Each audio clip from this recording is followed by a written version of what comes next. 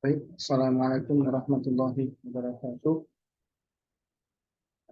Hari ini saya Muhammad Farhudin Ar-Razi dari program Magister Manajemen akan mewakili dari kelompok kami yang ada Maulina Hanum, Juwita, dan juga Irsad Mahmudi dengan judul Penerapan Energi Nuklir sebagai Pembangkit Listrik di Indonesia tahun 2023.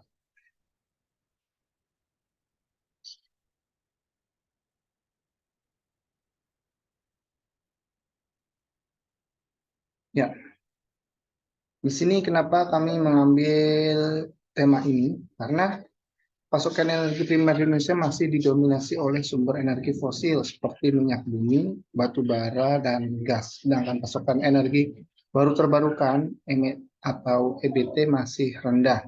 Mengingat cadangan energi fosil di Indonesia yang terbatas, maka dipandang perlu untuk segera mengoptimalkan pemanfaatan sumber energi baru dan terbarukan. Selain itu, memang energi fosil mengandung banyak sisi negatif selain eh, merusak lingkungan, juga harga untuk memproduksi energi tersebut memang relatif mahal.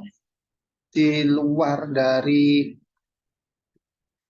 eh, operasional harian yang mungkin relatif murah, tapi ketika dilihat untuk jangka panjang, mulai dari ketersediaan sama ketersediaan, terus untuk ramah lingkungan dan energi yang kotor, ya, energi fosil cenderung relatif mahal. Oleh karena itu, perlu adanya energi baru dan terbarukan. Salah satunya adalah energi nuklir untuk eh, alternatif energi pembangkit listrik.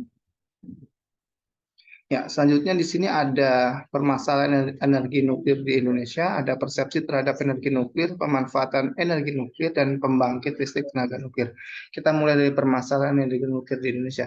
Energi nuklir di Indonesia permasalahannya sebenarnya ada keterkaitannya di poin 2, yaitu persepsi persepsi terhadap energi nuklir. Masyarakat menganggap bahwa energi nuklir ini adalah energi yang berbahaya, bahkan energi yang dipandang tidak ramah lingkungan karena ada radiasi dan lain-lain. Nah, dan memang di masyarakat kita menganggap energi nuklir ini adalah energi yang berbahaya karena ada kandungan radiasi dan lain-lain. Dan pemanfaatan energi nuklir di Indonesia baru sebatas perencanaan. Ya, belum ada energi atau PLTN yang ada di Indonesia. Dan pembangkit listrik tenaga nuklir ini digadang-gadang 2040 adalah PLTN pertama di Indonesia akan ada. Nah, metode penelitian ini yang digunakan adalah berupa studi referensi atas data sekunder yang diperoleh dari berbagai bahan pustaka, publikasi, dan dokumentasi. Berdasarkan data yang diperoleh, selanjutnya dilakukan komparasi antara berbagai sumber pustaka tersebut dan dilakukan analisa kuantitatif dan kualitatif atas beberapa indikator atau parameter, antara lain target penyediaan energi primer, pemanfaatan EBT, dan penyediaan pembangkit tenaga listrik yang telah ditetapkan oleh peraturan perundangan dan ketentuan lainnya yang berlaku. Hasil dan pembahasan, energi nuklir bisa menjadi alternatif untuk pembangkit tenaga listrik yang bersih dan murah. Penggunaan energi ini memerlukan teknologi yang canggih untuk mengurangi risiko kecelakaan kerja. Perlu dorongan dari pemerintah untuk mempercepat penggunaan teknologi ini untuk menghasilkan energi bersih yang ramah lingkungan. Memang tidak dipungkiri bahwa pembangunan PLTN yang pertama di Indonesia ini ada hubungannya dengan politik yang ada di Indonesia. Kecenderungannya di Indonesia ini baik dari masyarakat maupun pemangku jabatannya masih enggan untuk melepaskan eh, ketergantungannya ketergantungan dengan energi fosil seperti batu bara, gas, ataupun minyak bumi. Hal ini menjadi salah satu penghambat untuk terwujudnya PLTN yang pertama di Indonesia.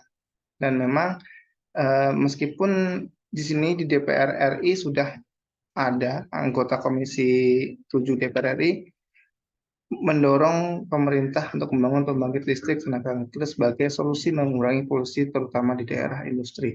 Karena memang kecenderungannya energi nuklir ini adalah murah, bersih, dan tidak memerlukan lahan yang luas.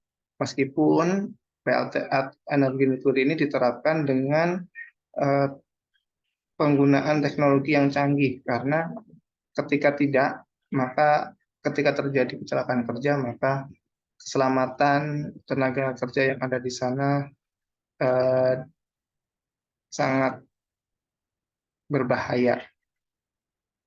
Dan kesimpulan dari makalah kami, pemanfaatan nuklir sebagai sumber energi bersih dan aman untuk pembangkit listrik menawarkan potensi yang signifikan dalam menjawab tantangan energi global.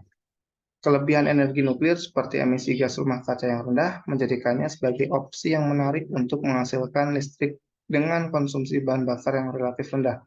Selain itu, teknologi reaktor generasi baru dan langkah-langkah keselamatan yang ditingkatkan telah mengurangi risiko kecelakaan nuklir dan meningkatkan keamanan sistem secara keseluruhan. Penerapan energi nuklir untuk pembangkit listrik melibatkan banyak faktor yang mempengaruhi keputusan politik, kesadaran masyarakat, sikap partai politik, peran pemerintah, dan tantangan politik merupakan aspek-aspek yang penting dalam mengembangkan program energi nuklir. Terima kasih dari kelompok kami, saya Farudin, kurang lebihnya mohon maaf. Wassalamualaikum warahmatullahi wabarakatuh.